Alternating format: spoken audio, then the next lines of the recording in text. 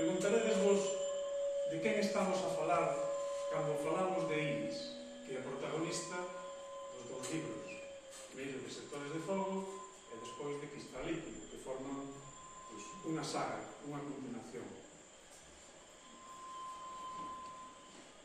De que falamos cando falamos de Iris? Falamos da neta da Merla mesma, da amante do asesino ou da propia asasina trans? Mais ben, de todo un tempo, porque as merlas son unha xinea matrilineal, de aí o cambio de sexo e todas as metamorfoses a xeito de polvoreta. Todo para asegurar a supervivencia de nós todas. Que non hai ben nin mal, que só hai mal.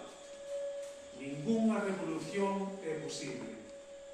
Cíclicamente, aléntase e tolérase a rebelión só para afianzar máis o poder das grandes corporacións, ata atingir unha sumisión tal que carezamos de impulsos de disidencia.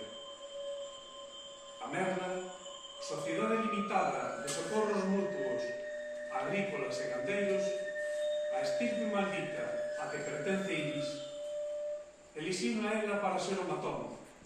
Primeiro, encomendáronlle, polas boas, a mata dos porcos. Chamábana para as matanzas de aquí e de ali, ou correrse pola bisbarra que mataba ben. Agora, téñena para traer a xente ao rego ou sacala do medio. Unhas veces traballa para eles, outras subcontratada pola competencia.